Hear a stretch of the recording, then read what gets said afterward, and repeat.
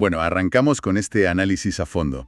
Y a ver, el tema de hoy tiene un objetivo muy claro, partiendo de un texto que francamente es tan inesperado como fascinante.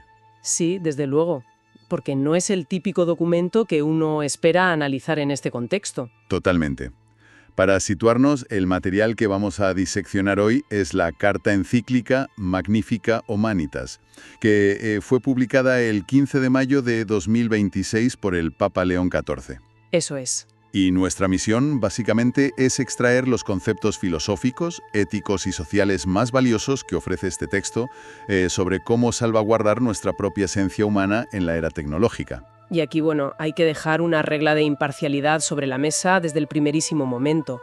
O sea, nuestro propósito en esta charla es explorar y desglosar las ideas presentadas en el material original, sin más. Claro, claro. Es decir, no estamos aquí para tomar partido, ni para respaldar posturas políticas, ni tampoco para promover creencias religiosas de ningún tipo.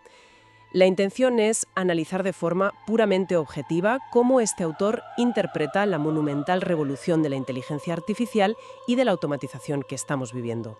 Vale, vamos a desgranar esto.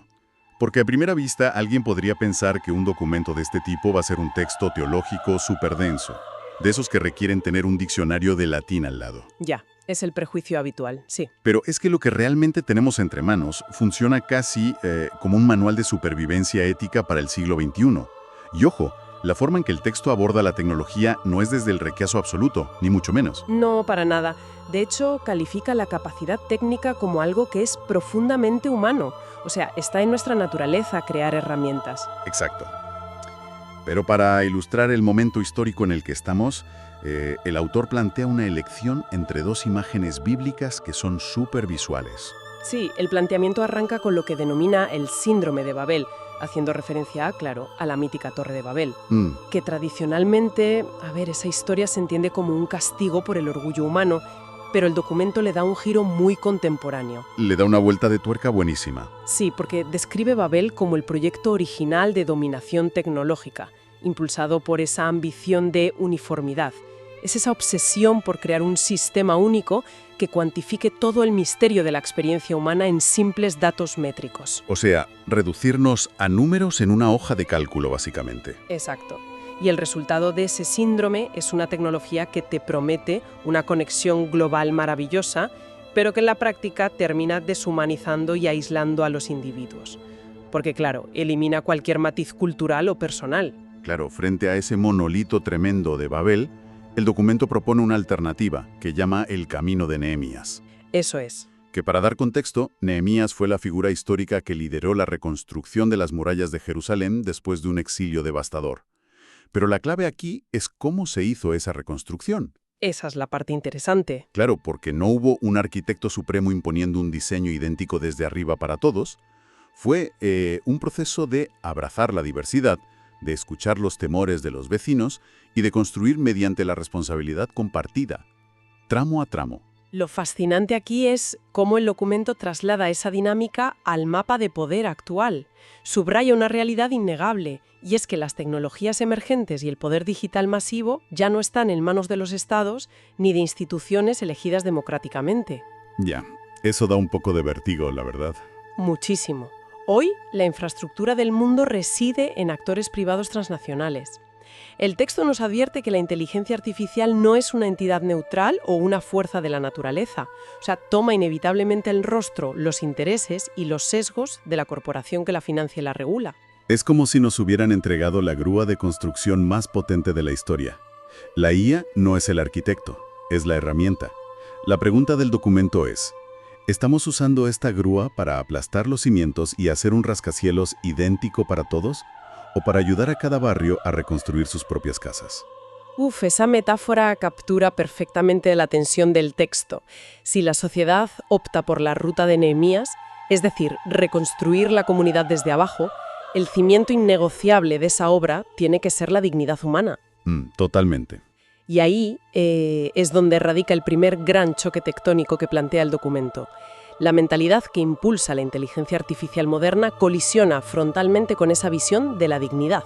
Sí, aquí entramos de lleno en lo que el texto define como dignidad ontológica, que es la idea de que existe un valor infinito e inherente a cada persona por el simple hecho de existir, sin más. Exacto. Es un valor que no fluctúa con el mercado. Claro, no depende de si alguien es superproductivo en el mercado laboral, ni depende de su historial médico, ni de los errores que haya podido cometer en el pasado. Eres digno porque eres humano. Punto. Y claro, es un concepto que entra en conflicto directísimo con lo que el texto etiqueta como el paradigma tecnocrático actual o corrientes de pensamiento muy de Silicon Valley, como el transhumanismo o el posthumanismo. Sí, que tienen una visión radicalmente distinta. Totalmente. Para entender esta crítica hay que entender cómo ven el mundo estas corrientes. Básicamente interpretan la biología humana casi como si fuera un software obsoleto. Como algo que hay que actualizar urgente, ¿no? Eso es, ven la fragilidad, el envejecimiento, el dolor e incluso los límites naturales del cuerpo como defectos de fábrica, como bugs en el código que la tecnología tiene la obligación absoluta de parchear y optimizar hasta alcanzar una especie de perfección artificial. O sea, un algoritmo por definición se enfrenta a un error como algo que debe ser optimizado, borrado y superado súper rápido para mejorar la eficiencia del sistema. Claro. Pero el documento argumenta que, para un ser humano, el error, el límite e incluso el perdón ante una caída no son fallos del sistema en absoluto, son el comienzo del crecimiento real, o sea que florecemos a través del límite, no a pesar de él. Es que la diferencia fundamental aquí es que la inteligencia artificial carece de cuerpo, no sufre, no envejece, no tiene experiencia vital. Cero experiencia. Exacto. Su comprensión del mundo, entre comillas, se reduce a un tratamiento estadístico de volúmenes masivos de datos. Entonces, al carecer de vulnerabilidad, es totalmente incapaz de generar empatía real. Solo puede simularla estadísticamente. Claro, predice palabras. Eso es, calcula qué secuencia de palabras podría reconfortar a un humano en base a patrones previos, pero sin experimentar ni un ápice de compasión real. Pero un momento, ¿no es precisamente el propósito del progreso técnico, como la medicina o la ciencia, aliviar el sufrimiento humano? ¿Por qué el documento advierte contra el deseo de superar nuestras vulnerabilidades? O sea, ¿llevamos siglos intentando no sufrir? A ver, es una buena objeción. Pero el autor establece una frontera muy clara entre dos conceptos distintos. Por un lado, aplaude muchísimo el desarrollo médico y científico destinado a curar enfermedades o aliviar el dolor, considerándolo una muestra brillante del ingenio humano. Vale, o sea, no está en contra de las vacunas, ni mucho menos. No, que va. Lo que ataca es la pretensión de una salvación puramente técnica. O sea, esa ilusión de que podemos extirpar cualquier tipo de sufrimiento emocional o de fragilidad existencial simplemente delegando nuestra vida en las máquinas. Ah, ya entiendo. Como buscar un parche tecnológico para el dolor de existir. Exacto. El texto argumenta que despreciar nuestra vulnerabilidad es, en el fondo, despreciar nuestra capacidad de amar, porque establecer vínculos humanos reales siempre conlleva el riesgo de sufrir. Claro.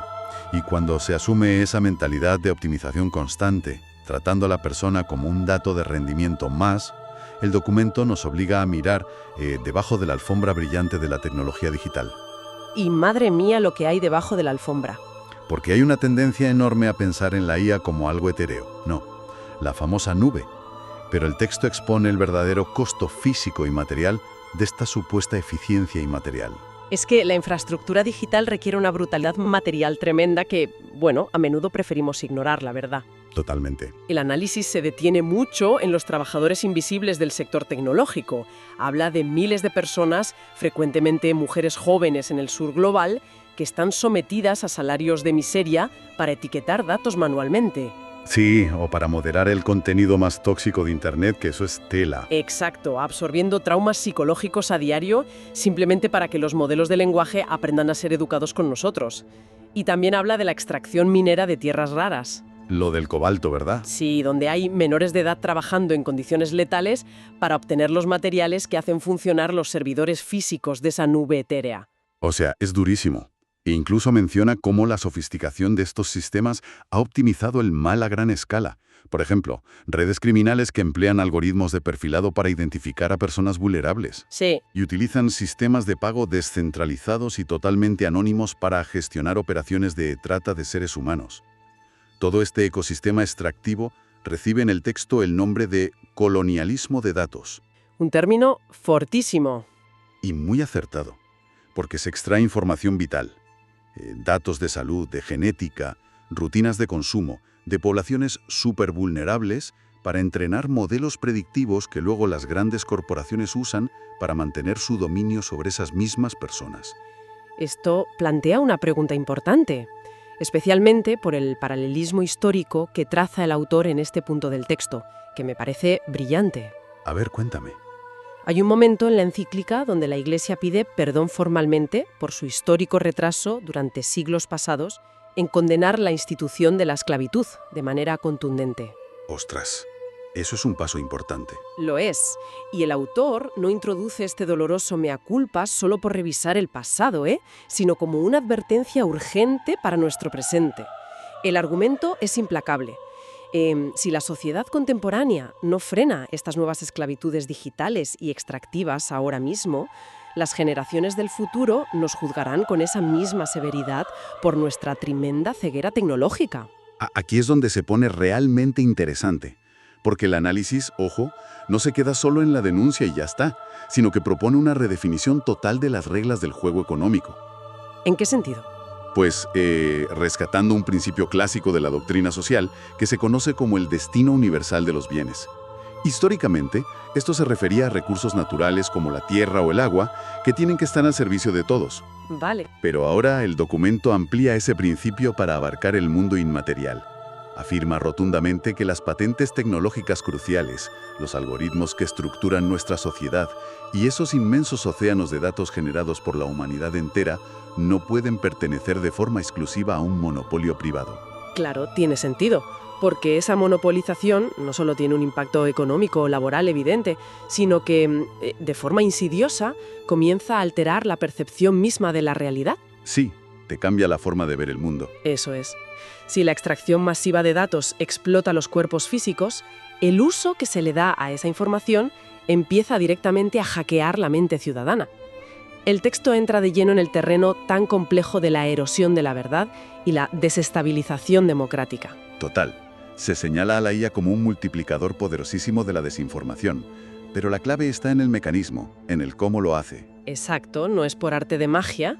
Quienes controlan las plataformas digitales imponen su visión a través de algoritmos de recomendación que, están matemáticamente diseñados para retener nuestra atención el mayor tiempo posible para generar ingresos por publicidad. Ese es el modelo de negocio. Y está comprobadísimo que el contenido extremo, la indignación, el enfado y la polarización son las emociones más eficientes para mantener unos ojos pegados a una pantalla. O sea, se premia la división por pura rentabilidad. Y las consecuencias políticas de esto son, nefastas. El documento invoca a la filósofa Hannah Arendt para ilustrar este peligro, que me parece un acierto total. Buenísima referencia. Arendt, que estudió a fondo los orígenes del totalitarismo, advirtió en su día que el súbdito ideal para un régimen autoritario no es el fanático superconvencido, sino aquel individuo para el cual la distinción entre los hechos y la ficción, entre la verdad y la mentira, se ha difuminado por completo. O sea, alguien que ya no sabe qué creer. Exacto. Y el documento advierte que sin una búsqueda honesta y compartida de la verdad fáctica, la base misma del diálogo democrático colapsa, se viene abajo. Y para combatir ese colapso, el texto hace un llamamiento a instaurar lo que llama una ecología de la comunicación y algo que denomina una higiene de la atención. Me encanta ese concepto, higiene de la atención. Es que vivimos en una época de estimulación perpetua, no paramos. Y el antídoto que propone es recuperar espacios de silencio real, de estudio reflexivo, de lectura lenta. Sí. De hecho, hay una cita directa a Platón que es súper reveladora. Platón comparaba el proceso de alcanzar un conocimiento profundo con el acto de frotar dos conceptos entre sí, como si fueran pedernales, ¿sabes? Con mucho tiempo y mucho esfuerzo, hasta que por fin salta esa chispa de la comprensión. ¡Qué bonito! Y claro, la promesa comercial de una IA generativa es exactamente la contraria. Es eliminar cualquier tipo de fricción y darte un resultado inmediato, ya masticado. Claro, sin esfuerzo alguno. Lo cual genera un reto pedagógico colosal para la sociedad, porque la inmediatez algorítmica atrofia ese músculo cognitivo. Si no hay esfuerzo, si no hay fricción, no hay chispa. Y sin chispa, no hay conocimiento arraigado. Pero entonces, ¿cómo podemos educar en la era de la inmediatez? Si la IA te da el resumen perfecto en 2 segundos, ¿cómo convences a las nuevas generaciones del valor de frotar los pedernales, del pensamiento? Pues a ver, la respuesta que ofrece el documento es exigir un cambio de paradigma total en la educación. Educar en la era de la inteligencia artificial implica, paradójicamente, educar sobre cuándo no utilizarla. O sea, saber poner el freno. Exacto. Requiere formar un criterio fuerte para saber en qué momento delegar una tarea a la máquina destruye nuestro propio desarrollo moral e intelectual. Además, el texto insiste en que las instituciones públicas deben intervenir para responsabilizar a las plataformas. Mediante leyes, claro. Mediante leyes y regulaciones de diseño, porque no es viable ni justo descargar todo el peso de esta batalla en el entorno familiar. Es absurdo pretender que unos padres exhaustos tengan que combatir a solas contra algoritmos diseñados por miles de ingenieros para generar adicción en sus hijos. Y toda esta cadena de problemas, en la polarización fomentada para vender anuncios, la erosión de una verdad compartida, la reducción del individuo a un simple dato optimizable, todo confluye en el capítulo más sombrío, diría yo, y destructivo de todo el texto. Sí, la parte bélica. Exacto, la normalización de la guerra algorítmica. Es que el autor denuncia cómo los conflictos bélicos están perdiendo su estigma de horror extremo para convertirse casi en rutinas de gestión geopolítica y administrativa. Como un trámite burocrático más. Tal cual. Y la llegada de los sistemas de armas letales autónomas, impulsados por inteligencia artificial, marca un punto de no retorno clarísimo. La industria de defensa lleva ya tiempo jugando con la idea de crear agentes morales artificiales. ¿Agentes morales artificiales? Sí, así lo llaman. Son máquinas que supuestamente podrían calcular decisiones sobre la vida y la muerte en el campo de batalla de manera más objetiva o ética que un soldado humano asustado. Pero el documento rechaza frontalmente esa idea, considerándola una falacia monstruosa y con razón. Un cálculo estadístico de probabilidades de acertar un objetivo no es ni será nunca un juicio moral. Claro que no. Porque, a ver, ejercer la moralidad exige tener conciencia y, sobre todo, requiere la capacidad humana de sentir el peso aplastante de la culpa, de asumir la responsabilidad real de las consecuencias. Es que un dron autónomo no siente culpa ninguna. Simplemente procesa una imagen térmica, la cruza rapidísimo con una base de datos de comportamiento sospechoso y ejecuta una orden programada. La máquina no asume ni siente ninguna responsabilidad. Entonces, ¿qué significa todo esto? Significa que delegar la capacidad de matar a un software completamente automatizado supone el fin absoluto de la responsabilidad humana y política. Es el borrado total del autor de la violencia. Sí, nadie es culpable. Claro, la IA no convierte la guerra en algo más aséptico o quirúrgico, como nos quieren vender. Lo que hace es rebajar drásticamente el coste emocional y político de iniciar un conflicto. Al eliminar la carga moral de apretar el gatillo, las víctimas dejan de ser percibidas como seres humanos y pasan a ser tratadas como simples daños colaterales.